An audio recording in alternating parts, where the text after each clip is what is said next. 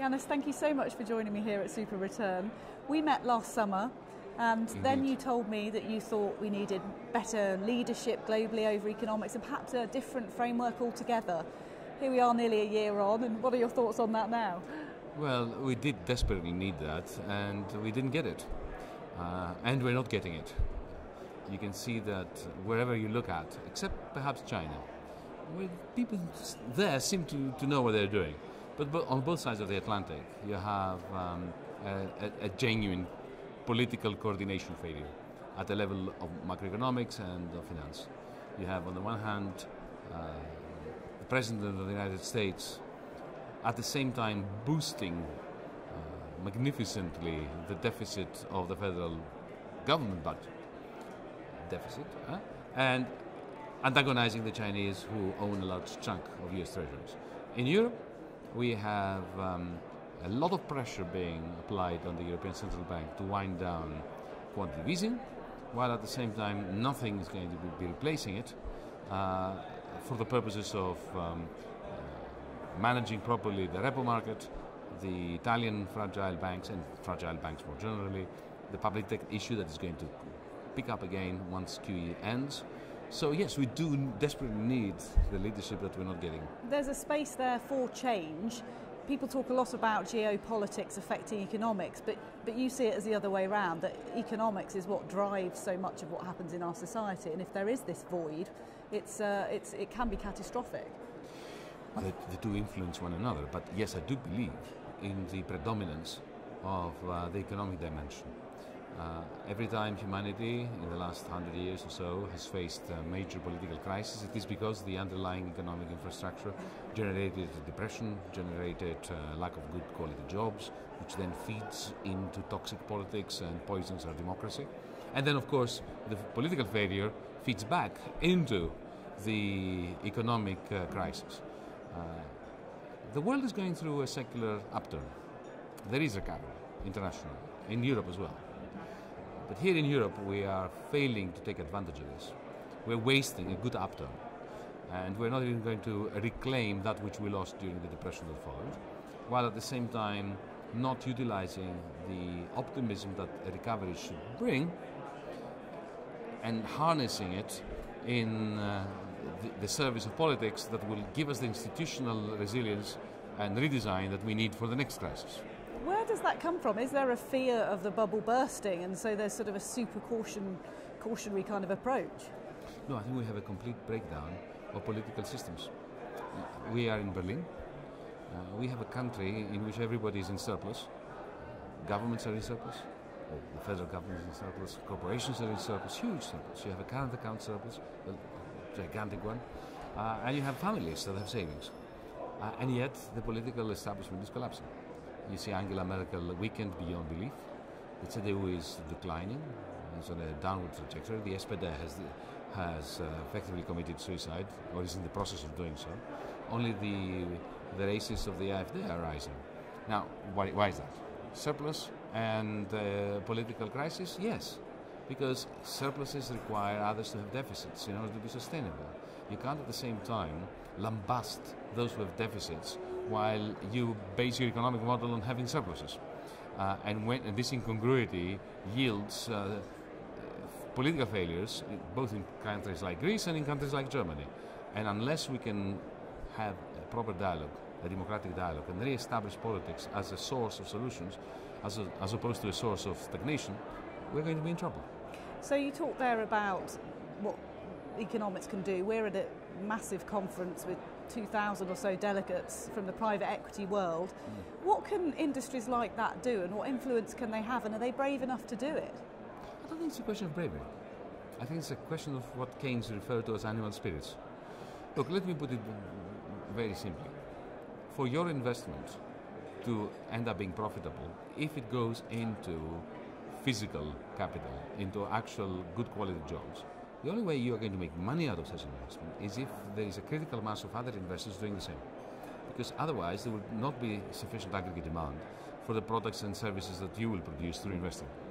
So it's a situation where if everybody, or a sufficiently large proportion of investors believe that investment will happen, then it will happen. But if we fall below the threshold, then it won't happen. And this is important because, look, there are two possible equilibria. One is a self-confirming positive equilibrium, and the other is a self-confirming negative equilibrium. So investors out there individually, however smart and well-meaning they might be, cannot bring about the positive equilibrium on their own. Somebody has to organize them. And this is where politics comes in. Who's it going to be? That's where politics comes in. It's the confidence that, in the United States in 1933 was President Roosevelt, who came in with a narrative of investment, and then that crowded in private investment. Investors out there want nothing more than to invest, but they need somebody to actually lead. And in the current environment, with the political fragmentation that we've been discussing, you and I have been discussing now, I don't think that leadership is there. So that's the macro picture, but today you were here in Europe, and obviously this is a hot topic for us Brits at the moment, what's going to happen with Brexit. Mm-hmm. You described it earlier as a disaster. I mean, tell me about that with your unique insights. You've been in that mechanism yourself, trying to negotiate. A dog's Brexit. Look, the point I made in the whole was that we have, unfortunately, a British government which is far more preoccupied with the tug of war between the Brexiteers and the Remainers within the government, and also all those ministers that want to slaughter Theresa May and replace her.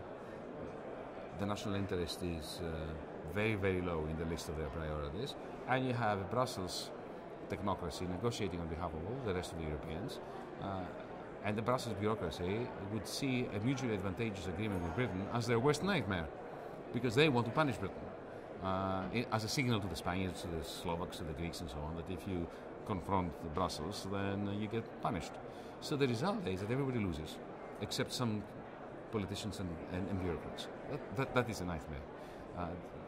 I think that the only sensible solution now for Theresa May to do is to say, listen, folks, Brexit won, and we need to respect the people who vote for Brexit. All these discussions with Michel Barnier are going to lead absolutely nowhere. We're going to, by default... That's your experience, yes, you believe... But Barnier was appointed to make sure that these discussions fail. If you look at the way he operates like a typical Brussels representative who comes in to any discussion with Mr. Davis or Mrs. May with a checklist. And there are boxes there, he has to check them. He has no mandate to negotiate the things that London has to negotiate. So these discussions were structured in a manner leading to their demise or failure. So what do you do when you are caught up in a process which is designed to fail? You just get out of that process. And there are two ways of getting out. One is a WTA agreement. You say, look, bye, walk out. I'm not recommending that because it will be mutually disadvantageous for everyone, right? Or to say, Britain is going to file for a Norway-style 5-year period agreement, which is renewable. This was going to give our Parliament a chance to have the debate that this has never had about what kind of long-term arrangements it wants between the EU and the UK, thus restoring sovereignty to the House of Commons, which is a very Brexit argument. And the Norway-style agreement keeps Britain in the single market. It restores sovereignty when it comes to fisheries, to agriculture, and allows the British public and the House of Commons to have the discussion that never really took place sensibly prior to the referendum on what kind of Brexit there should be. So that's how we achieve some sort of Brexit, but in your view, is it ever going to be a good solution? I know you were a Remainer. Yes. How sad are you about what you've seen happen in the UK, and where are we going to end up? It's the worst of all possible worlds, because you cannot have genuine Brexit unless you really want to cut your nose to spite your face. So, you know, I always use the line, the verse from Hotel California. You can check out anytime you like, but you can never leave, because you're caught up in this endless process with the European Union. The Irish question means that there will be some kind of customs union, so the Labour Party policy shift now is absolutely logical. So you will be with one foot in and one foot outside, you are not going to have the benefits that you would have in the European Union, and you are not going to have the benefits that you would have had you never entered the European Union. So what happened to small C conservatism? The Conservative Party forgot it. 43 years cannot be undone in 2 years. Let's undo it in 7 years.